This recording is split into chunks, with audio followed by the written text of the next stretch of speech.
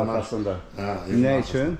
Orada kışa hazırlıq, kompotlu, varenyadı, belə bir şeylər, kiçik bir şey yaradılır. Paltar sərməkdir, belə bir şeyləri orada yaradılır. Ha, bildim. Gözəl, gözəl.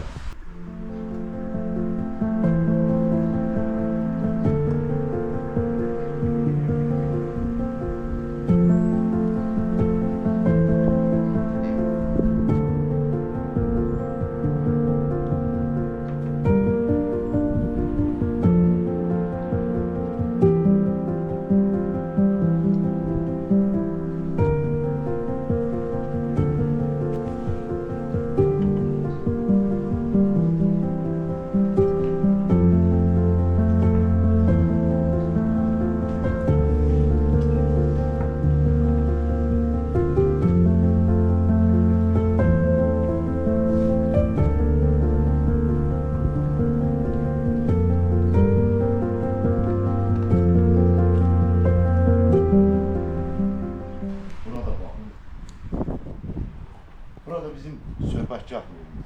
Əla. Bura həmin o su quyusunun Bəli. üst hissəsi. Sizə də bir çay təşkil edəcəyik. Çox gözəlcədir, ağsaqqal. Yəni ki, ev hündürdədir.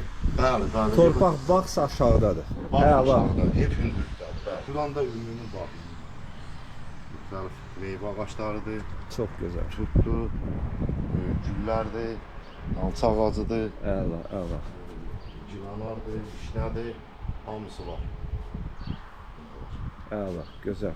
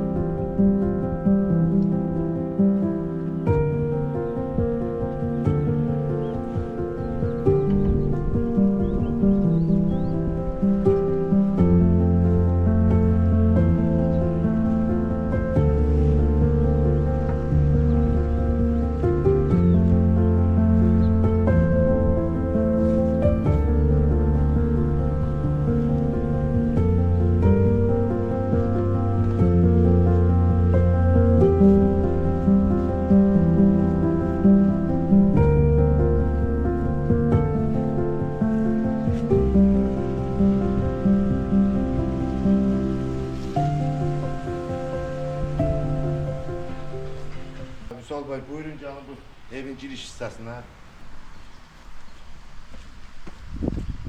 Bu evin giriş hissəsi.